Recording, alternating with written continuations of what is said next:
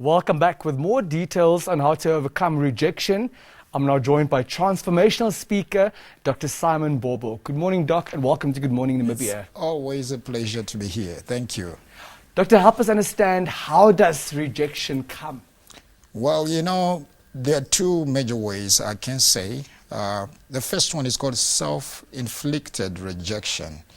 That is caused by, in our 21st century, people want to be loved, they want to be liked, they want to be popular.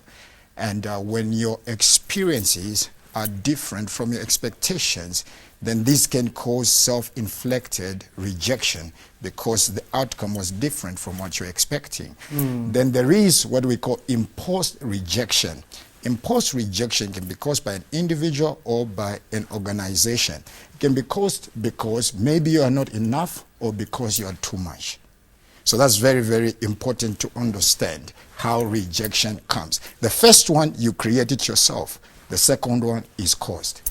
Am I hearing you correctly that expectations could be planned disappointments? Yes, could be. That's very, very powerful because you must understand something, that because of our different upbringing, culture, religion, it's an impossible feat to want everyone to like you. It's not going to happen. In fact, yourself, you don't even like everyone.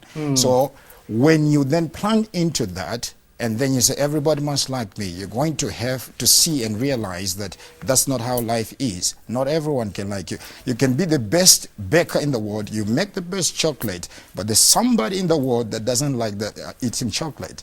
That's just how life is. That highlights the fundamentals of the second category of rejection that you shared with us. Yes. That you could be too much for some people, some Yes. entities, and you could be too little, in Yes. fact, not enough for others. Yes, very powerful. Is it possible to ever be enough for everybody? It's not possible. It's really, really not possible, because you have to understand something, that you see, when it comes to life, right, because of my perception, I might have my own insecurity, then I can project to you. Because I see you as too much, then I might now start thinking that I'm not enough, but actually I am too much. But you see, somebody's insecurity was projected to me, then I accepted it, and then I started to feel less of myself. So when we accept that rejection might be part of the package that we call life, how then does one overcome rejection? Now, this is that's a very powerful, thank you, Demba. You have to understand something, that how do I handle or overcome rejection? Now, there are about three ways. In quick succession, I can do that. The first one is that you have to acknowledge the feelings that you're feeling, right?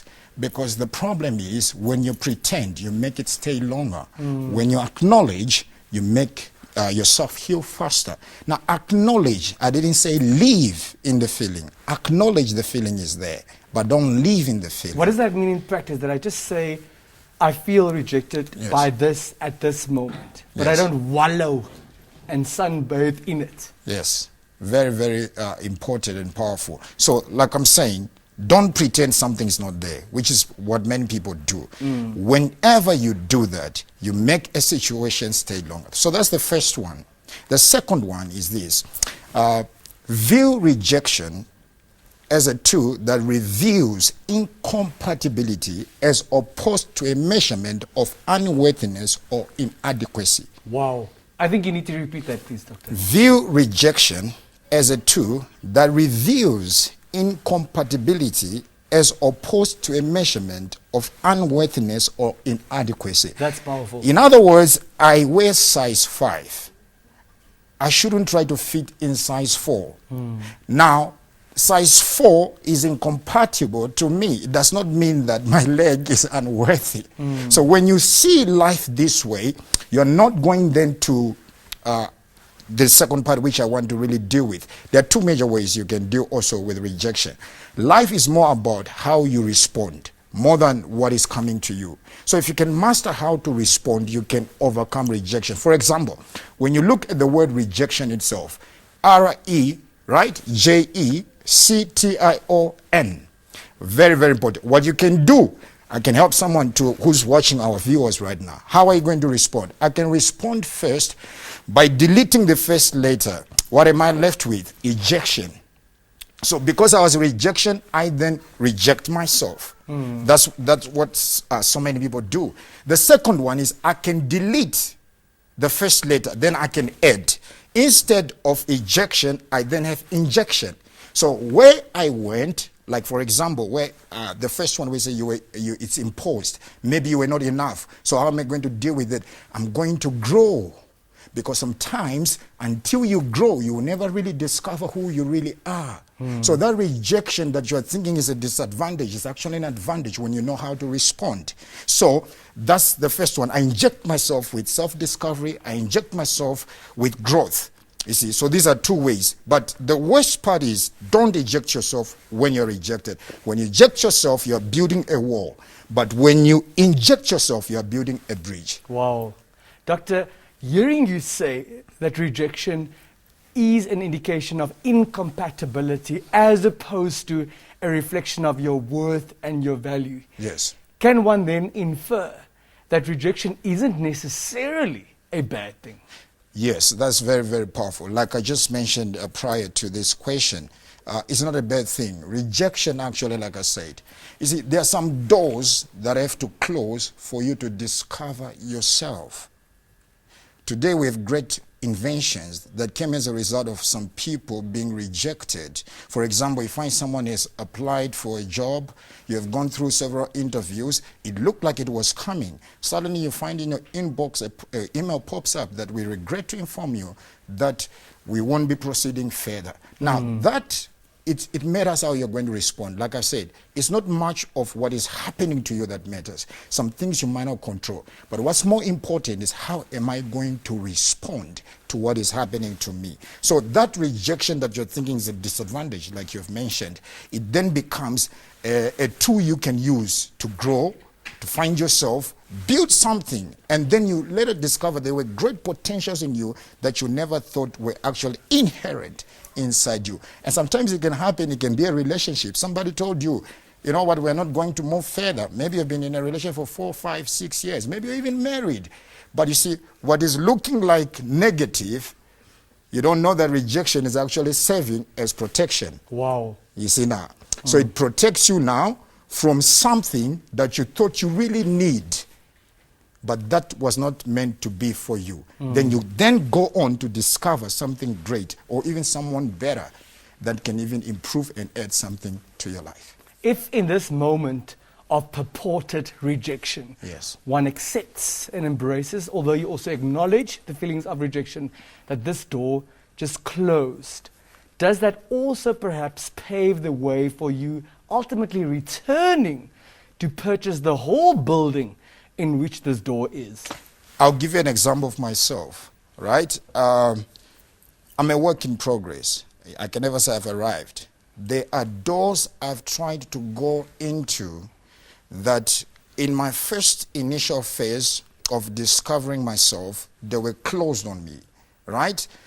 And I went on to work on myself, and I'm still working on myself. The same doors are calling me today. Wow. That we want to have an audience with you. What happened if I had been in that zone? Because you see, rejection does something. It can also take you out of the comfort zone. Then you start to discover and enhance yourself. The same doors that rejected you, you find that they're opening up to you. It's the same thing with a company or an organization that you really wanted to work for. In fact, I actually know an individual that was desperately wanted to work for this company. And this company rejected the individual. And then when that happened is that 3 years down the line, she got another job. She started excelling in that company. And then when she started excelling in that company she was so desperately wanted to work for, then downsized. Not only did it downsize, it later closed. You see now, when it closed, the company that she was now working at continued, being in existence. So what happened? Rejection there worked as protection, like I was saying before. So that's how life is. You understand? You're not going to be loved. You're not going to be loved by everybody. But in simplicity, how you respond is what matters. And I know if opportunity doesn't knock, build a door. And rejection can be an opportunity for you to build a door for yourself. One of the tools to help us overcome rejection that you shared with us earlier during our conversation was to acknowledge the rejection, Yes. but not to wallow in one's feelings. Very powerful. For a viewer watching us this morning, Yes. who unfortunately has to acknowledge that they didn't only acknowledge the rejection, but they are now wallowing in their feelings already. Yes. How can one get out of that space? Well, thank you. I want to talk to someone that is watching right now, this moment.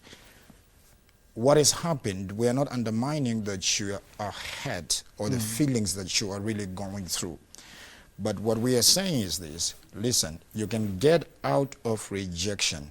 Sometimes it causes psychological disorders. Then you know the road, but you might need someone to lead you the way. So this can happen also by seeking for therapy. It can also happen by looking for someone that can, because when you meet a therapist, sometimes they help you to solve the past. But when you meet someone like me, a transformational speaker, can help you to project your life into the future, how you can see the future moving from the past. So it's okay that you've been rejected, but don't stay in that rejection. Improve on yourself, work on yourself. You are not what people say. You are what you think about yourself. What people say, you might not have power over it, but I have power over how I'm going to respond to what they're saying. So the transformation, if I hear correctly, needs to happen in our thought process. In our thought process, very powerful, because most of the times when rejection comes, it affects our subconscious. Then all these thoughts of feeling inadequate or unworthiness are then buried in our subconscious. So sometimes, like I'm saying, you might know really the way, this is how I should go to come out of rejection, but you might not have the willpower to lead yourself out of it. Then you might have to seek for external help. To help you aid your willpower. Very powerful. Doctor, we don't want to let you go, but we have to, unfortunately. What are your final remarks this morning? I just want to really, encourage someone that is watching me right now. Listen, it does not mean that you're unworthy or inadequate. Listen about life. Learn how to respond. And I'm telling you this morning, inject yourself, love yourself. Above all, believe in yourself. Thank you very much, Doctor. You're welcome. Thank you. It was Dr. Simon Bobo talking to us about how to overcome rejection. More importantly, that rejection is not necessarily a bad thing. We'll be right back after the brief break.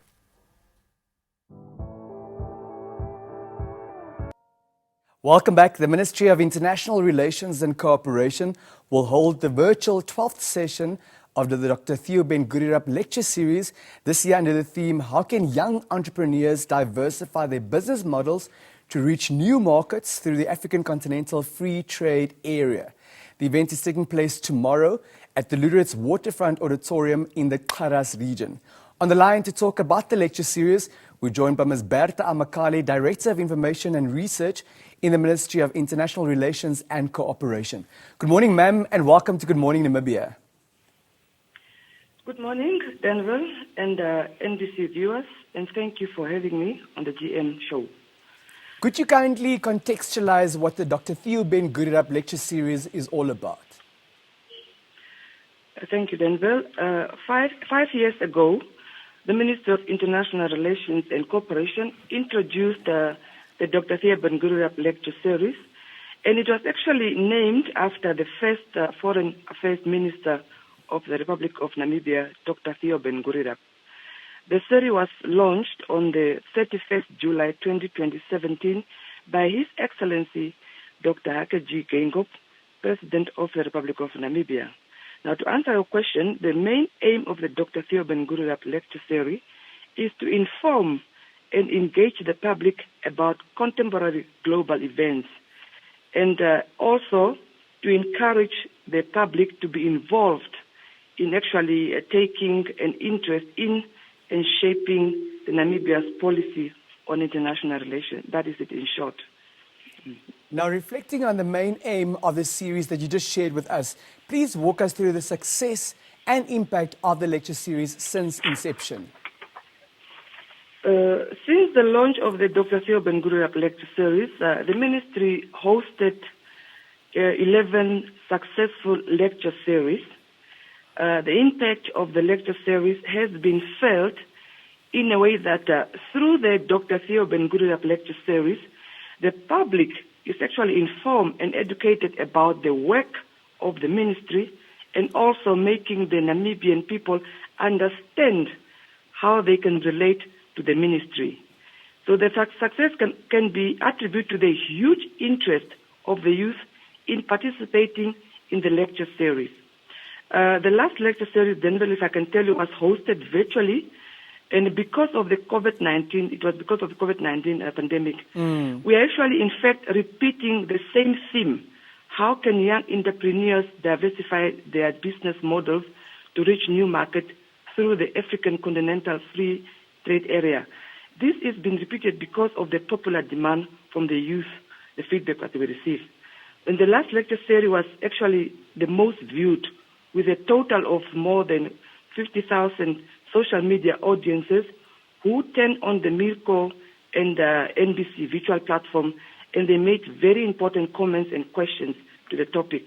Also, to just to add to the success of the series, the lecture itself is part of the performance agreement and quarterly performance review report of the Honorable Netumbo Nandi-Ndaitwah, Deputy Prime Minister and Minister of the International Relations and Cooperation. And at the end of each lecture, an impact report is compiled at the end of each lecture. And some members of the public also requested for the impact report, and it was made available to them. And I should also inform you that the lecture series is held on a quarterly basis, and the venue of the lecture series rotate to include our south and northeast and northern region to ensure that no one should be left out. That is why we're having this lecture series in Lüderitz this time. Very well, ma'am. Now, hearing you say that last year's theme is being repeated because of popular demand, please let's take one slight step back. Why was this theme decided on for last year in terms of its relevance and significance? As I said, the fact that we are repeating the theme is important to the youth in the sense that the African Continental Free Trade Area is one of the flagship programs of the African Union Agenda 2063, which I think, every African should take an interest in, especially the African youth. Now, in July 2018, Namibia signed the AFCFTA, and it's one of the countries that also have already ratified the agreement. So the African Continental Free Trade Agreement commenced trading on the 1st of January 2021. So in short, the benefit of the African Continental Free Trade Agreement will boost Africa inter-trade. It will also promote industrialization and competitiveness and contribute to job creation. It will also improve prospects of Africa as an attractive investment destination. Now, since the establishment of this agreement, there has been many aspects, discussion on many platforms regarding this agreement in terms of the benefit of the agreements, how it will work, and the challenges and the experience in implementing this agreement. And we believe that African continent that will take full advantage of the benefits of the AFCFTA are those that prepare themselves well domestically. So therefore, the starting point for Namibia should be to effectively domesticate the African Continental Free Trade Area Agreement for the Namibian sectors and the general public, and especially the youth, to understand the provisions of this continental trade instrument and how to make advantage of it. Therefore, this theme, as you ask the question, how can young entrepreneurs diversify their business model to reach new markets through African Continental Free Trade Area, is just most befitting. It's befitting in the sense that to provide, as I said, information to the youth, to understand the instrument, and the youth in Namibia must follow the discussions of the lecture series, and so that they can bring the FTA into operation. That is why the importance that we are repeating this theme. And the panel of experts on this topic will actually unpack this whole theme. Thank you, ma'am. That brings us to the next question. A key feature of the series is the manner in which you and the team constitute the panel at these lectures. Talk to us about the panel this time around and their relevant expertise relating to the subject matter.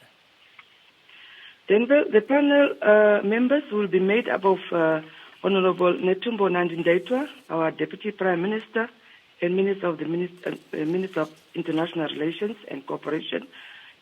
She will be giving the welcoming remark. And Ms. Ndita Nipondoka Rabiati. She's a former Deputy Executive Director in the Ministry of Industrialization and Trade. In fact, she is actually the chief negotiator who assisted Namibia in finalizing the negotiations on the African Continental Free Trade Area. She will be actually one of the panelists. And there will be Ms. Valmeri Danchis. She's the Vice Chairperson of the Taras Region Youth Forum, a National Youth Council, Namibia. And the lecture series will be moderated by Mr. Flaxman Samuel, who is the Chief Executive Officer at the Lüderitz Waterfront Development. So as you can see, the panels are well known and are experts in the field of youth and also free trade agreement issues. And I think they have contributed to the development of the country in one way or another. Mr. Makali, before we let you go, your concluding remarks this morning, please. My concluding remark is that the ministry is actually inviting Namibian public to tune in virtually and on the ministry Facebook live streaming. The lecture series will also be live streamed on the Taras Media House live streaming. The lecture will be tomorrow, Friday, 8 October 2021, starting from 10 o'clock to 12 o'clock in the morning at the Lüderitz Waterfront Auditorium, Taras region. So the venue can only accommodate 150 people due to COVID regulation. That is why we are encouraging the youth to tune in virtually and engage by sending in their questions and comments. And as I said, this is critical that the youth understand what is the African Continental Free Trade Area and to take advantage of it. Everybody is welcome to tune in and be part of the discussions. Thank you very much for your time, ma'am. May the deliberations be fruitful tomorrow. Thank you, Denver. You're welcome. That was Ms. Bertha Amkali, Director of Information and Research in the Ministry of International Relations and Cooperation, talking to us about the Dr. Theo Ben Gurirup lecture series.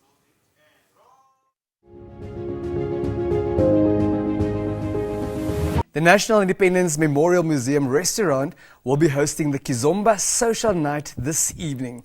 To give us more information on this event, we're joined on the line by Forever Dance Academy founder Armando Jao. Good morning, Armando, and welcome to Good Morning Namibia. Good morning, Denver. Thank you for having me. Talk to us about the event this evening. What is it all about? Well, the Kizomba Social Night, like it said, it's a social night of dancing. Dancing to what? That's Kizomba and Samba. Now, the night is dedicated to celebrating Kizomba music and the dance as well. So to all that love Kizomba, everybody that loves the dance and the music, the dance floor is tonight, is open tonight, basically. Let's take one slight step back. For those unfortunately not familiar yet with the discipline and genre of Kizomba, how would you briefly describe it? Well, for those that can't dance yet, the event is also open to them, because the event is open to everybody that simply loves the music and loves the dance as well. So if you can't dance, either way, you can still come and have fun tonight. Now, apart from Kizomba, which other activities are lined up for this evening? Well, for the evening, that's basically it. It's a social night of dancing. There wouldn't be any other focus apart from dancing, Kizomba. And of course, there will be other dance music genres like Afro-Latin music, Afro-pop, Afro-house, Kududu. But the focus will be on Kizomba and Samba. What does one wear to an evening of Kizomba? Do I wear an evening gown? Do I dress comfortably? How does it work? I see.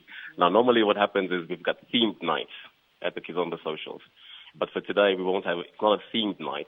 So the dress code for today, basically, it's a smart casual. You know, you don't want to be too casual. You also don't want to be too formal. So smart casual, we'll do it for tonight. Is there a fee at the door? How does it work? Yeah, definitely. There will be an entrance fee of $15 Namibian. The price is fixed. Whether you come at 6:30 or whether you come at 8, it will still be the same price, $50 throughout the whole night. Armando, we have it on good authority that you're a versatile young man. Apart from Kizomba, are there other events that you host? Other events that I host or offer is that I also teach. I offer Kizomba dance lessons. And that is how the Kizomba Social Night actually came about. So because I teach, I had to create a space where these enthusiasts can have a space where they can come and dance and enjoy the music. Because it would be pointless to be teaching somebody how to dance something, but not having the platform to showcase it. Absolutely. So the Kizomba Social Night stemmed from that, and I took it upon myself to create a space, and here we are 2 years down the line. That's how long we've been doing the Social Night for. Now, when you dance, it's tricky, particularly with a partner, to maintain physical distancing. How do you ensure that people at least feel safe during the Kizomba evenings? Well, yes, there has been that question that has come my way while we were busy advertising. But because contact sport is now allowed, but now to ensure also that we keep some level of safety, that there will be masks throughout the whole night. So people will be wearing their masks as well. Kizomba with a twist. Kizomba with a twist. Before I let you go for the final arrangements for this evening, any final remarks, please? Well, all I can say is that you all should come up on the 4th floor for tonight and have fun. Come and experience something new if you haven't been to a Kizomba Social Night yet. And let's Kizomba, let's have fun. Thank you very much and best of luck. All right, then have yourself a good day and thank you. Thank you. That was the founder of Forever Dance Academy, Armando Jao, talking to us about an evening of Kizomba.